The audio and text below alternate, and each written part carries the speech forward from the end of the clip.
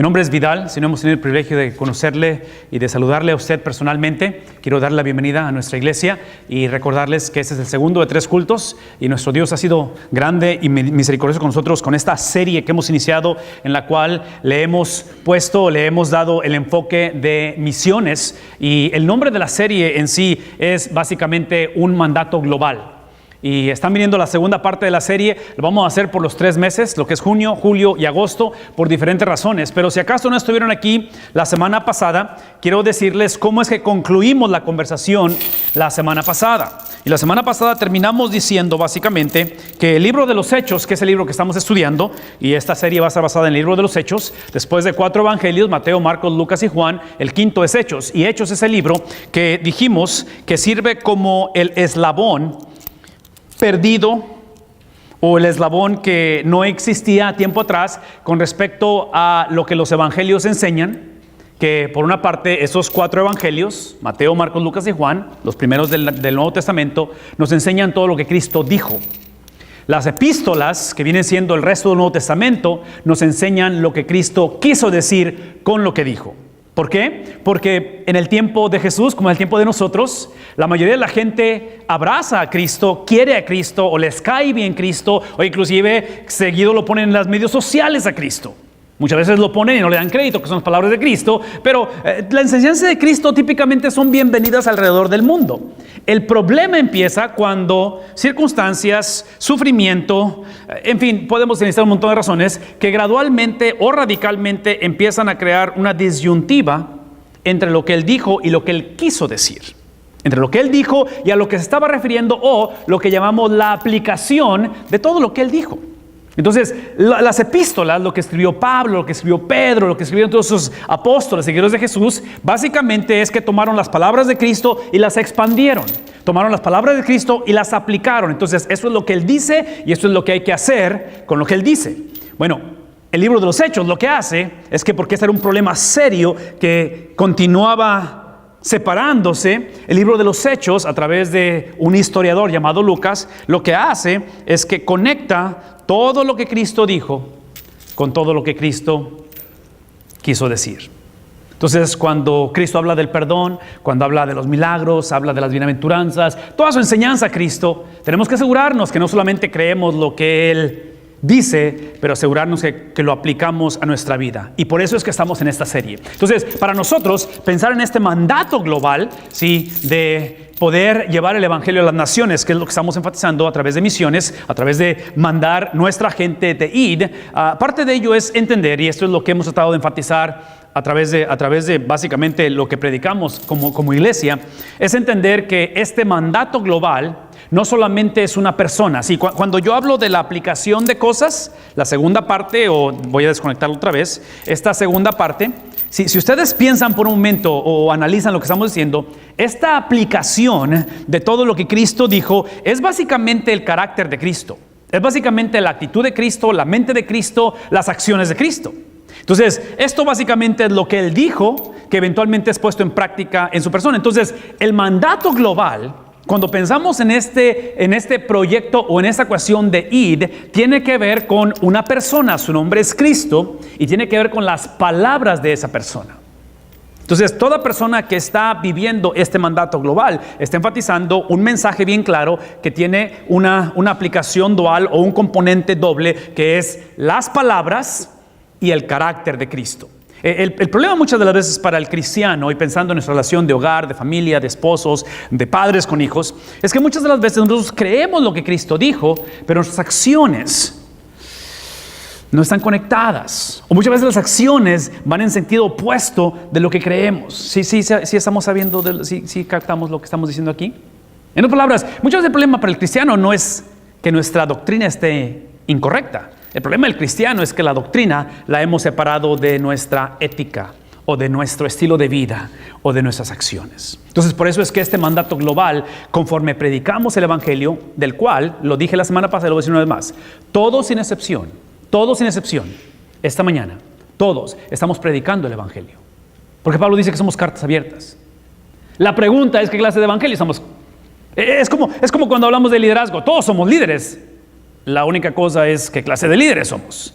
¿Sí me explico? Entonces, desde el momento en que entramos en esa relación con Cristo, es para anunciar quién es Cristo. La pregunta es que cuando mis hijos, mis tíos, mis hermanos, mis compañeros de trabajo me ven a mí, ¿están viendo un evangelio conectado a las palabras de Cristo por mis acciones o un evangelio desconectado? Esa es la razón que estamos haciendo esta serie. Y para poner esto en un contexto bien claro, porque otra vez estamos en el libro de los Hechos, quiero que saquen sus hojitas que están dentro de sus volantes y quiero que saquen su Biblia, ambos, ¿sí? Ambos. Y quiero que vean conmigo el versículo número 1 del capítulo 1 de Hechos. Quiero que vean esto, por favor, porque este versículo 1 es el que nos va a llevar a pensar o a entender o a contemplar el concepto de lo que estamos diciendo. Este es el escritor del Evangelio de Lucas, que es Lucas, un hombre, escribiendo básicamente la segunda parte de sus escritos, que es el libro de Hechos. Y dice lo siguiente, dice: estimado Teófilo, aparentemente ese es el destinatario, esa es la persona a quien le está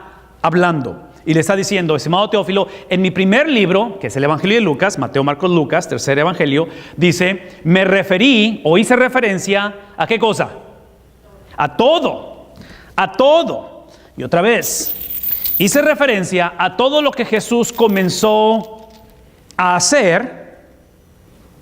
Todo lo que Jesús hizo, su conducta, su ética, la manera en que trataba a sus padres, a sus hermanos, al gobierno, y todo lo que Jesús dijo. Entonces, aparentemente el Evangelio de Lucas, lo que él hizo en su primer tratado, en el primer libro, en los Evangelios, él pone ese contexto, él enseña o él presenta, en este caso a Teófilo, se cree que es uno de los gobernantes o de los hombres de influencia en el contexto romano en ese tiempo. Eso implica que no es judío, eso implica que el escritor no es judío, eso implica que esta gente tenía un trasfondo un poquito diferente a la tradición o la mente judía. Entonces, lo que está diciendo es que esta referencia, de la cual es el mandato global, está basado, como he estado diciendo, en todo lo que Cristo hizo y en todo lo que Cristo dijo. ¿Qué implica ello? Que si vamos a experimentar ese eslabón, y si vamos a la generación que vamos a llevar un evangelio que va congruente y conectado a lo que Cristo hizo con lo que Cristo dijo en nosotros, tenemos que entender que el principio, que quiero que pongan en sus hojitas, es simple, es el principio de que todo está basado en similitud a Cristo. De que el propósito de mostrarle al mundo todo lo que Cristo dijo con todo lo que Cristo hizo es para que el mundo vea a Cristo no en lo que digo solamente, pero también en lo que hago. No solamente en lo que creo o en lo que no creo, pero específicamente en cómo trato a mi prójimo, cómo pago mis impuestos, cómo, ¿sí me explico? Empiezan aquí a delinear todo de tal manera que el propósito de este mandato global es el propósito por qué Hechos viene a hacer este eslabón y conectarlo, es simplemente para que el mundo entienda que el propósito de lo que Cristo dijo y lo que Cristo hizo no es simplemente para que evitamos el infierno. Es para que mientras estamos en el mundo, la gente vea en nosotros similitud ¿a quién? No a una mejor nación, no a un mejor matrimonio, no a una mejor familia. Todo eso pienso que es el producto de... Pero si pudiéramos entender, especialmente solteros antes de que se casen, si pudieran entender que el propósito no es solamente evitar la soltería, o el propósito no es solamente salir del hogar, el propósito no solamente es graduar de la universidad o obtener un trabajo, todo es importante y ojalá lo hagan. El propósito no es simplemente trabajar por 35 años y al final tener una pensión. Sí, todo es importante y espero que lo hagamos. El propósito de todo lo que hacemos, desde el momento en que el ser humano toma su primer hálito y el doctor le da la nalgada y ¡guau!, grita el bebé. ¿Cuál es el propósito?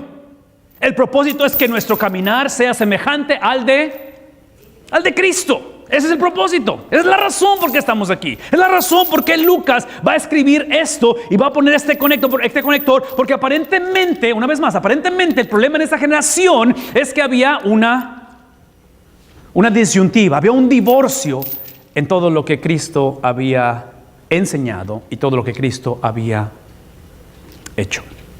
De tal manera que esta similitud, aquí es donde quiero que piensen conmigo, esta similitud, lo que quiero desde este momento hasta cierta manera, no quiero usar la palabra advertencia, pero quiero que seamos bien honestos en lo que estamos hablando.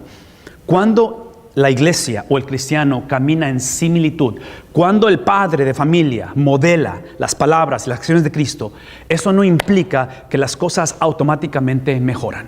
Eso no implica que automáticamente la persona es sanada físicamente o emocionalmente, o la nación, la cual la necesitamos, es restaurada. Caminar en similitud a Cristo es simplemente reconocer esto. Y aquí es donde quiero que vean hasta cierta manera el énfasis de esto. Es entender que va a ser hasta el día, no el día que yo quiero.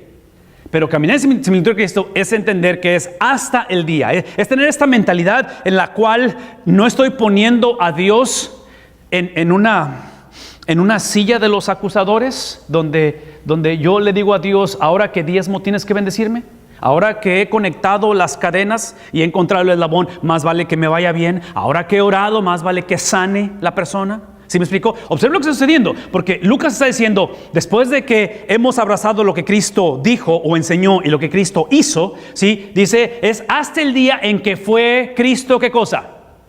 En otras palabras, es el entender que parte de esta experiencia es ver o es abrazar, no necesariamente el cambio de mis circunstancias, pero es reconocer la autoridad del rey o la autoridad del que gobierna este nuevo reino. Sí, porque otra vez, el problema que hemos encontrado es que el reino de Dios, que es el que estamos anunciando, que está compuesto de, otra vez, lo que Él enseñó con lo que Él hizo, es un reino que para nosotros lo sabemos, es un reino invisible. Por ahora. ¿No? ¿Sí? ¿No? ¿Alguien conmigo? Es un reino invisible. Lo queremos visible y tiene manifestaciones visibles, pero a donde voy es esto, es que observen lo que está sucediendo. Es que después de que la iglesia empieza a caminar en similitud a Cristo, la iglesia tiene que entender que quien es exaltado, este concepto de Jesús siendo llevado y lo que llamamos el ascender al cielo, es simplemente el acento o el punto de exclamación que dice Él es rey, Él gobierna, Él es soberano. En otras palabras, aun si tú y yo decidimos vivir de esta manera, aun si tú y yo leemos la Biblia y decimos, está bien lo que dice, pero yo soy la excepción, tú no conoces mi historia, si supieras quién fue mi papá, si supieras qué me pasó en mi matrimonio previo, ¿sí me explico? Si hacemos esto, eso no altera ni cambia el hecho de que Él ya fue ascendido al cielo y que Él reina con poder.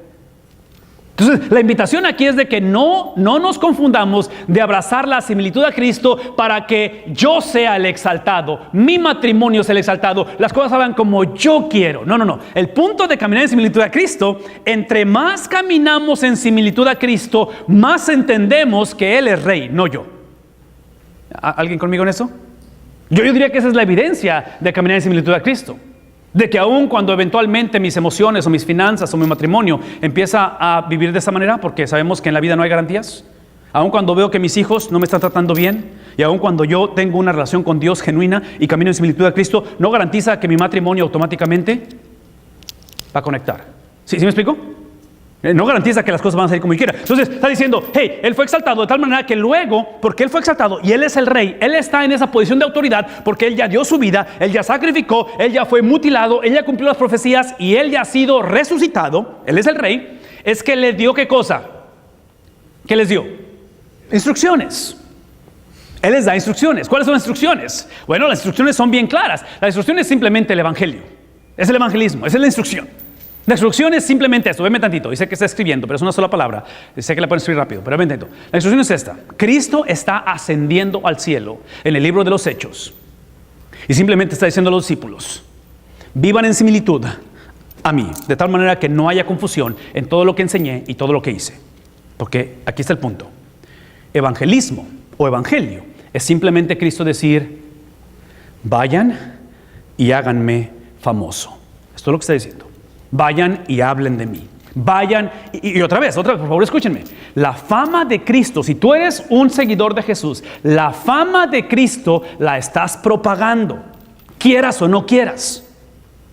Puede ser que estemos propagando este tipo de fama, puede ser que estamos propagando un solo tipo de fama y decimos, yo nomás con que crea lo correcto, mientras yo ore, mientras yo lea mi Biblia, ¿quién eres tú para juzgar? ¿Sí me explico? Cuando creemos estas disyuntivas, ya después de que hemos abrazado esto y entendemos que todos estamos propagando la fama de Cristo, sí, evangelismo es entender que estas instrucciones que Él nos dio, esta manera de vivir de Él, las instrucciones, dice, fue por medio del Espíritu Santo a los que Él escogió, que son los apóstoles, a ellos les da estas instrucciones, los comisiona, les enseña que este trabajo de poder conectar todo lo que Él enseñó con todo lo que Él vivió es la obra del Espíritu Santo. Entonces no está en el hombre simplemente decir, ahora que voy a la iglesia tengo la habilidad de hacer esto, ahora que he dejado de hacer este tipo de cosas y ya no trato a la esposa así o a los hijos así, no, este es un poder sobrenatural. Y véanme tantito,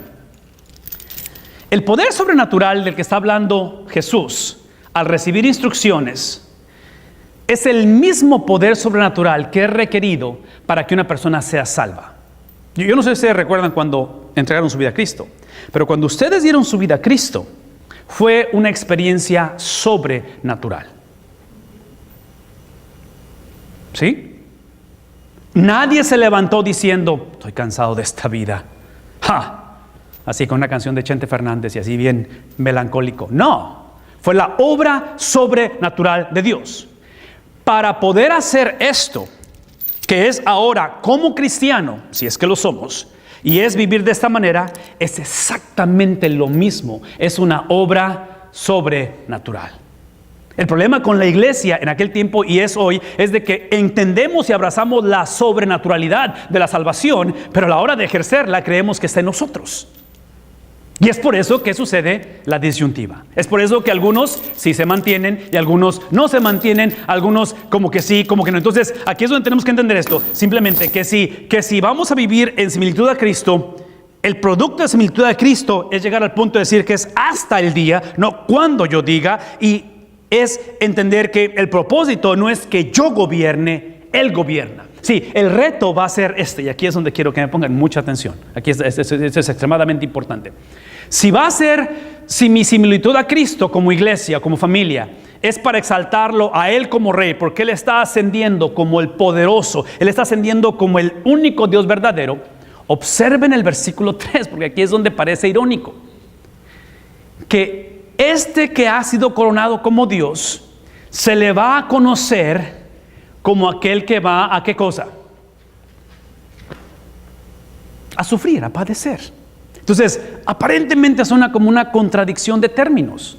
Porque si yo voy a seguir a un candidato, a un líder que es poderoso, que es victorioso, que está por encima de todos, que es el Señor de señores, lo último que deseo es a un líder que padezca. Porque si yo soy judío en este tiempo en la historia, yo como nación, yo como judío, sé lo que es padecer. Entonces lo último que necesito es otro judío que padezca. Entonces, ¿será posible esta mañana que cuando hablamos acerca de predicar este evangelio o mostrar este mandato global, inicia con la exaltación de Jesús, que su distintivo es que Él fue un Cristo o un Jesús o un Rey que padeció? ¿Y qué tipo de padecimiento? El que aparentemente es irreversible, porque ya cuando la persona muere, ya no hay nada que hacer, ¿verdad? Se acaba la fiesta. Entonces padece la muerte y Él, después de haber padecido la muerte, porque es Rey, porque es coronado, porque es Señor de señores, Él se les presenta ¿a quién? A los discípulos, estamos hablando de los discípulos, se les presenta en muchas pruebas convincentes de que Él estaba, ¿cómo estaba? Entonces, esta mañana, aparentemente, si nuestra iglesia, si nuestra nación, si nuestras finanzas, si nuestro matrimonio, si nuestra propia vida está en lo opuesto a estar viva, vea bendito. Lo opuesto a estar vivo no es estar muerto. Lo opuesto a estar vivo es simplemente existir. No hay cosa más trágica para la vida de una persona que pasar el resto de sus días en este mundo existiendo en lugar de viviendo. ¿Sí? Eso implica que el antídoto a la existencia es que iniciamos ¿con qué? Con padecimientos. ¿Será posible que esta mañana, porque yo sé que todos tenemos nuestra propia experiencia, nuestra propia trayectoria de padecimientos, a lo mejor estamos aquí y estamos pasando una etapa bien difícil, Trágicamente, se lo voy a poner de esa manera, pero algunos, al parecer, vamos hacia una semana difícil. No lo sé. ¿Será posible que para nosotros experimentar, no la ausencia de padecimientos, pero una vida en abundancia, es literalmente no la ausencia de la muerte? Sí, porque, véanme tantito, la bendición de seguir a Jesús es de que como cristianos, como iglesia, nunca conoceremos la muerte. Porque los hijos de Dios nunca conocerán la segunda muerte. ¿Me explico? Entonces la muerte física realmente no nos daña. No estoy diciendo que queramos morir o debemos de morir. Y obviamente en Estados Unidos está creciendo esta cuestión la están legalizando cada vez más, que es lo que le llaman assisted suicide. ¿El suicidio qué? ¿Asistido? Entonces no estoy fomentando eso, no escuchen eso de mí, por favor. Todo lo que estoy diciendo es que la perspectiva de la vida en lo que es una separación temporal, física, no la ve el cristiano como un punto en la historia, gramaticalmente hablando. Lo vemos como una ¿qué? Como una coma. Porque la vida del cristiano no cesa de existir cuando la persona es sepultada en la tierra. Entendemos que porque Cristo padeció la muerte y obviamente la venció, por eso se presentó, les mostró a ellos que ellos, los discípulos, en los próximos siguientes años, van a llegar al momento en que su padecimiento, que es el precio a pagar, el padecimiento de ellos es el precio a pagar, porque esta mañana tenemos un evangelio conectado a lo que Cristo hizo y lo que Cristo dijo. Véanme tantito. El sufrimiento de estos hombres es lo que hace esto posible. Entonces, las generaciones que vienen por delante, el mandato global de nosotros es literalmente entender que si somos la iglesia que vamos a predicar un evangelio conectado, va a costarnos ¿qué cosa? La misma vida. Entonces, si el padecimiento es el vehículo para que esto conecte, ¿será posible que esta mañana el cambiar la perspectiva de la persona es entender que la meta no es evitar padecimiento, es similitud a Cristo? Y que esa similitud a Cristo exalta a Cristo como Rey, porque Él ya ascendió, Él es el ascendido, es el que resucitó y venció la muerte, y Él ha dado evidencias y pruebas convincentes, de tal manera que esta mañana, si esta es la meta en mi hogar, en mi familia, en mis hijos, en mis nietos y mis bisnietos y los tataranietos, si vamos a ser la generación que vamos a aprender este evangelio, tenemos que entender que el sufrimiento que tenemos más vale que no sea lo que decimos en inglés self-inflicted, que no sea sufrimiento de necedad, que sea sufrimiento el cual simplemente me ayuda a moldear mi vida a similitud a Cristo. Que mi sufrimiento sea el cual, cuando mis hijos me ven, cuando mis nietos leen de mí, cuando ya no estemos aquí y vean la iglesia, The First Baptist in Far, y vean las batallas y las pruebas que padecimos, fue para exaltar a Jesús, en lugar de que digan: estos vivían de la greña. Bueno, no el pastor, pero la iglesia. Vivían peleándose. O sea, esa gente no les importaba vivir desconectados, les importaba más exaltarse a sí mismos. No les interesaba la similitud a Cristo, quería que todos pensaran como ellos. ¿Sí ven la diferencia? Ese sufrimiento de necedad no es lo que estamos hablando aquí. Y no estamos hablando de eso porque aquí es donde se pone la cosa bien difícil para los discípulos, y es lo que quiero que terminemos esta mañana hablando. Observen que este proceso, ¿sí?, de todo lo que he explicado, ya no lo voy a repetir porque ya expliqué bastante. Sí, dice el historiador Lucas que durante 40 días que él se presentó dando las evidencias convincentes, se les apareció porque estaba vivo, con su cuerpo glorificado, se aparece. Y todo lo que les dice es ¿de qué les habla? Les habla de lo que había sido inaugurado en su nacimiento.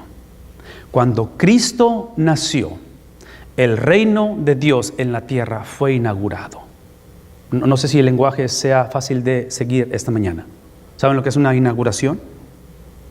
Sí, fue inaugurado.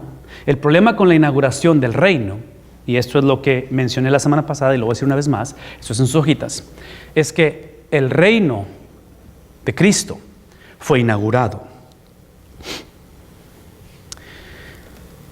Los judíos no querían una inauguración del reino. Los judíos querían una conclusión del reino. Porque en la inauguración del reino encontramos a lo que Juan el Bautista describe como el Cordero Santo de Dios. En la conclusión del reino, que es su segunda venida, no encontramos al Cordero Santo de Dios. ¿A quién encontramos? Al León de Judá. Entonces, este reino que Jesús está recordándoles es que los discípulos siguen filtrando su mandato global en esta disyuntiva de una inauguración con una conclusión. Donde no estoy en contra que el nacimiento virginal de Cristo haya sido la inauguración, pero antes de que te vayas, y esto lo vamos a hacer la próxima semana, porque el versículo 7 y 8 del mismo capítulo, los discípulos van a decir, restaurarás, ¿qué cosa? El reino de Israel. ¿Recuerdan eso? ¿Qué están pidiendo? Están pidiendo conclusión. Y Jesús les recuerda y les dice, wow. Ya caminé con ustedes por 33 años, 3 específicos. Ya les mostré lo que es el hablar la palabra y vivir la palabra. Ya me les aparecí resucitado por 40 días y he dado evidencias de que soy yo, y todavía no entienden que el punto no es simplemente la conclusión del reino, pero el punto es ¿qué cosa? En este momento es la inauguración. Y esto implica, escuchen esto, esto implica que los discípulos, y otra vez aquí quiero dar el beneficio de la duda a esta generación, que se la quiero dar a ustedes por un ratito, no por mucho, no creo que se me chiflen, porque ahorita tenemos que hablar de lo que esto implica, pero es normal que estemos en un mundo como el que estamos. Es normal que estemos viviendo las pruebas que estamos viviendo, y obviamente la cosa no va a mejorar para ellos ni para nosotros, y es por eso que clamamos el Maranata, Dios regresa, ¿no es cierto? No queremos que Cristo venga ya. Pero aparentemente, basado en el mandato global, aparentemente porque tenemos tarea que hacer, Cristo no es que retarde su promesa, sino que Cristo está diciendo en la inauguración de mi reino, que ya está presente y que está en ustedes, es para que ustedes, con lo que creen y lo que viven, con lo que han abrazado y como están viviendo, conecten esto donde sea la explosión del evangelio a un mundo en el cual, tristemente, viven en esta disyuntiva. Y aquí es donde empieza la tarea del cristiano. Sí, una cosa que quiero que vean es esto, porque quiero que pensemos por un momento en lo siguiente. La perspectiva de los judíos era de que las cosas, si Jesús se iba o se fue, las cosas se quedaron a medias. Y menciono esto que se quedaron a medias porque otra vez ellos quieren conclusión y Cristo está diciendo no es inauguración. La conclusión es mi segunda venida, la cual solamente el Padre sabe cuándo sucede eso, ¿verdad? Solamente el Padre sabe la segunda venida de Cristo. Pero Jesús dice, mientras estamos entre inauguración y conclusión, porque es donde está la iglesia ahorita, estamos en medio. Dice Jesús, otra vez dándoles un poquito de lo que viene la próxima semana, pero me seréis, ¿qué cosa? Testigos, cuando venga sobre ustedes, ¿qué cosa? El poder del Espíritu Santo. ¿Dónde me van a ser testigos? En Jerusalén, en Judea, en Samaria y hasta los confines de la tierra. Entonces, mientras estamos en estas dos cosas, van a sentir lo que Josué sintió anoche. Josué anoche, mi hijo, tiene casi 15 años, 14 años, le gusta mucho jugar básquetbol y anoche tuvo un torneo de básquetbol. Y cuando llegó a jugar, automáticamente vimos lo que era la gráfica de los equipos y tenía 3 juegos garantizados. Y el punto era de que quien ganara los 3, que se fuera invicto en todo eso, ganaba el campeonato. Anoche era un mini campeonato. Primer partido, pum, se los avientan. Segundo partido, ganan por 1 punto. Entonces van invictos. El tercer partido, que era hasta las 10:20 de la noche. O sea, estos chavos no saben que el papá es pastor. Tengo que predicar el siguiente día. 10:20 de la noche, estoy ahí en un partido de básquetbol de Josué. Empieza el partido a las 10:20. Están jugando por el campeonato, básicamente. Van invictos. Y estando a mitad, más de la mitad del partido, tomé la foto del marcador. Porque al minuto 5, o mejor dicho, faltaban 5 minutos con 55 segundos para que se acabara. Aquí, con ese marcador, se acaba el partido. El partido nunca termina anoche. La iglesia en este tiempo así se sentía. Porque esta cuestión de que inauguración con conclusión, Es una cosa de la cual dices tú, "Oh, espera. Si yo acepté a Cristo, no es para estar entre las dos". ¿Sí me explico? Si yo acepté a Cristo, si yo vengo a la iglesia, no es para que esta cuestión de que si quieres ser el primero tienes que ser el postrero, o el que quiera ganar su vida tiene que... ¿Qué cosa? Perderla. ¿Sí me explico? Eso de que amar a tu prójimo está bien, pero amar al enemigo, wow. Sí, es lo que pasa cuando estás en medio de la inauguración y conclusión. Entonces, la iglesia en este tiempo, los judíos se sentían literalmente como Josué, se sentían como con un marcador inconcluso, porque aquí literalmente ahí se acabó el juego. La pregunta es esto, porque esta mañana a lo mejor tú estás aquí y tú te sientes así. Tú te sientes económicamente, moralmente, espiritualmente, tú sientes que tú tienes un potencial, tú sabes dónde estás y tú dices, yo sé que debí haber hecho esto.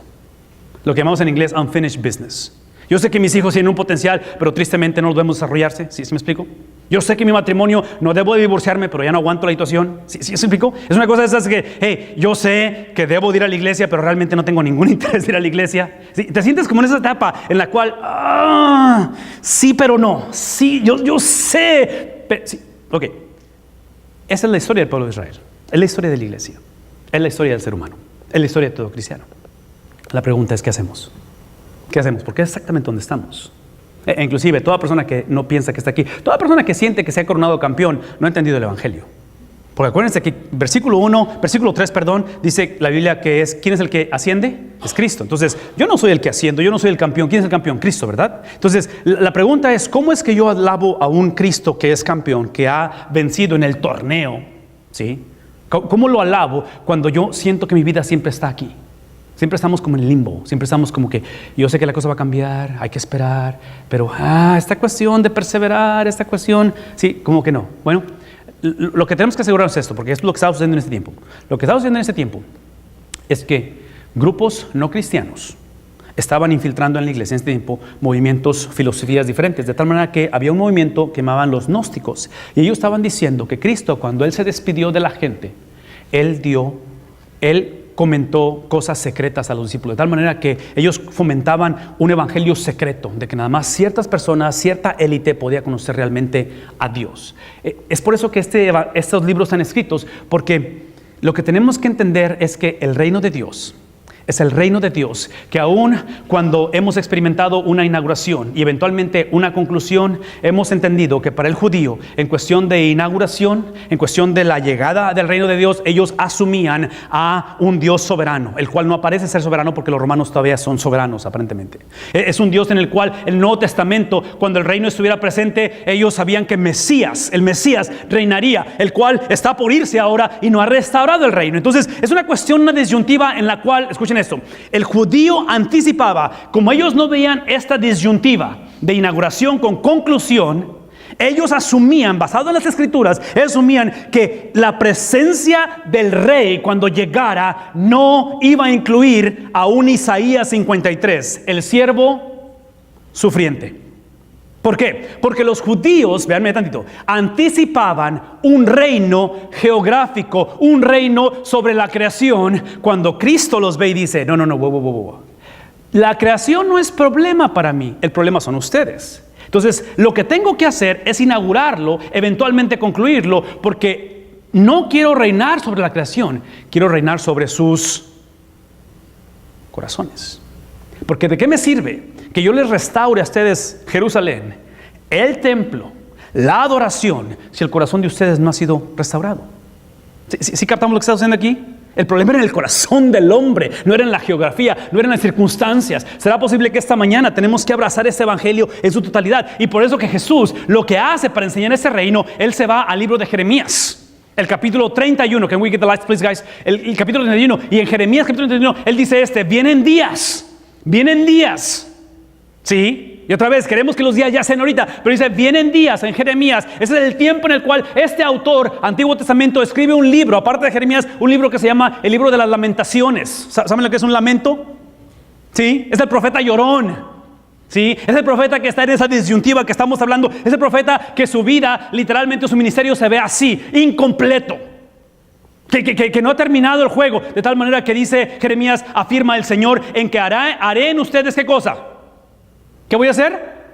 Un nuevo pacto. Este nuevo pacto lo haré con el pueblo de Israel, de tal manera que es con la tribu de Judá. Acuérdense que en ese tiempo los reinos están divididos. Véanme tanto, por favor. Sí, los judíos querían una unión geográfica o étnica, y Dios está diciendo, el nuevo pacto no los va a unir nada más como nación. Ustedes van a ser el eslabón, ustedes van a ser el vehículo, literalmente el vehículo, no de unir el reino del norte con el reino del sur. Ustedes van a ser el vehículo de unir el mundo. ¿A quién? A Dios. ¿Sí ven lo que está sucediendo? El mundo a Dios. De tal manera que Él termina diciendo esto en el versículo 32. Esta experiencia va a ser un pacto, no como el que hice con sus antepasados. ¿Qué tipo de pacto fue? Es el que yo literalmente hice, donde escribí. Es un pacto en el cual yo se los di a sus padres. Por favor, me detengo. Se los di no para que lo hicieran. El pacto que les di o el que hice con los antepasados no era para que ustedes lo ejecutaran. El pacto que les di era para que entendieran que ustedes no pueden ejecutarlo. La ley es simplemente un diagnóstico de la condición. La ley no es para que te enseñorees y digas tú, yo puedo y tú no puedes. Yo soy especial y tú no eres especial. Sí, está diciendo, es el día en que los tomé de la mano y los saqué ¿de dónde? Sí, la Biblia nos está diciendo el día que ustedes salieron de Egipto, el día que ustedes finalmente sacaron la cosa adelante. Yo los saqué, yo los tomé, yo les di la ley, de tal manera que, vean lo que dice, ya que ellos, ¿qué hicieron con él? Trataron de ejecutarlo y se olvidaron que la ley fue dada no para que la hicieran, fue dada para apuntar hacia la persona que eventualmente la iba a hacer, que la iba a completar. De tal manera que termina diciendo, a pesar de todo lo que yo al final, ¿qué cosa? Véanme dentro. Al final yo quería hacer, en otras palabras, lo que yo quería de ustedes al principio de sus padres, yo quería que me obedecieran, no para que fuéramos familia. Yo quería que me obedecieran porque ya somos familia. ¿Sí ven la diferencia? ¿Será posible que esta mañana estamos aquí tratando de emparentar con Dios, entrar en el lado positivo de Dios para que nos bendiga y nos cuida? Y Dios está diciendo, ya eres mi hijo. Si tan solo te dieras cuenta que parte de ser mi familia, está usando términos de familia, es para que afirmáramos que Él, no tú, eres Señor. Lo hermoso de esta promesa que Jeremías presenta es que este es el pacto que después de aquel tiempo haré ¿con quién? Con el pueblo, para el mundo, donde yo pondré mi ley. En sus padres se las puse en tablas, los 10 mandamientos, pero ahora ¿dónde la voy a poner? ¿Dónde la voy a poner? Porque acuérdense, el propósito del reino de Dios no es la restauración simplemente de la creación, y la necesitamos, pero es la restauración ¿de quién? Del corazón del hombre. No es solamente un mejoramiento, no es solamente un irnos de un 3 a un 5 en el matrimonio, o de una nación de regresar a los años gloriosos de cómo estábamos. Entonces, sí, el punto aquí es una completa experiencia diferente, donde ya no solamente la he puesto en tablas como lo hice con el pueblo de Israel, pero ahora la pondré en su mente y la escribiré en su corazón, y de esa manera yo seré para ustedes su Dios y ellos serán, otra vez, esta cuestión de la relación. Sí, lo que no les he dicho es por qué el juego de Josué terminó al minuto 5 anoche. El juego estaba intenso porque es campeonato, estaba físico. Varias veces los árbitros tuvieron que parar el juego, o por lo menos traer advertencia. Los papás obviamente ya se habían metido y decir, hey, necesitan hacer algo con respecto a sus muchachos porque la cosa está subiendo y se está calentando el asunto entre ellos. Llega un momento en el juego en el cual están por sacar la pelota y el muchacho que trae la pelota, al momento de quererla aventar, se detiene y apunta hacia las gradas o hacia donde está la gente. Y todos estábamos bien metidos en el juego, y en ese momento, destanteados de a qué está apuntando el muchacho. Y en ese momento, los 10 o 15 que estaban ahí corren, porque una de las muchachas, aparentemente hermana de un jugador, se desmaya. Así de la nada, ¡pum!, se desmaya. Nuestras dos hijas habían estado en los primeros dos juegos, pero ya estaban cansadas y se fueron a la casa. Entonces, nada más estábamos Ariel y yo. Ellas ya nos tocó ver esta parte de la historia. Pero en ese momento la muchacha se desmaya. Automáticamente todo se detiene. Automáticamente los padres corremos a ver qué está sucediendo. Y mi primera reacción es, obviamente, queremos saber qué está sucediendo. Y automáticamente es, llamen al 911, automáticamente. Y lo primero que yo pensé, yo dije, ok, de entre toda esa gente va a ser bien fácil saber quién es la mamá o el papá. ¿Cómo saben ustedes quién es la mamá o el papá? Cuando en un caso como ese. ¿Sí captamos lo que está sucediendo aquí? Un montón de papás éramos. Pero es bien fácil en una crisis saber quién es el papá o quién es la mamá. En una crisis. Mi pregunta esta mañana es esto, porque observen lo que está sucediendo. Mantengan eso en mente. Ya no tendrá nadie que enseñar a su prójimo, ni dirá nadie a su hermano, conoce al Señor, porque todos, desde el más pequeño hasta el más grande, ¿qué van a hacer? La manera en que supimos quién era la mamá anoche es porque la mamá conoce a su hija. La mamá no tiene la habilidad potencialmente de prevenir lo que sucedió anoche. Fue un accidente. La niña se desvanece. La niña simplemente se desmaya. Y la ambulancia, como típicamente sucede, tardó una eternidad. O por lo menos se siente que tarda una eternidad porque tienes una emergencia, ¿verdad? Pero la persona más cercana, la persona que conoce, la persona que le concibió, ¿no es cierto? La mamá. La persona que probablemente la conoce como nadie más. Véanme tantito. ¿Será posible que esta mañana el propósito de estar aquí no es para evitar el desvanecernos? ¿Será posible que esta mañana el propósito es que cuando, no sí, pero cuando venga el momento en que las finanzas se desvanecen, o el gobierno se deshace, o la salud empieza a menguar, tengamos como al ser más íntimo y cercano al Dios de la Biblia? ¿Será posible que en momentos como ese, porque eso se los puedo asegurar, si anoche la niña se desmaya y la mamá no está presente, va a ser un caos, ¿sí o no?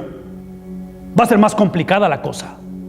Como quiera le hubiéramos hablado al 911, pero en una situación como esa, donde literalmente, porque la chamaca no despertaba, estaba inconsciente.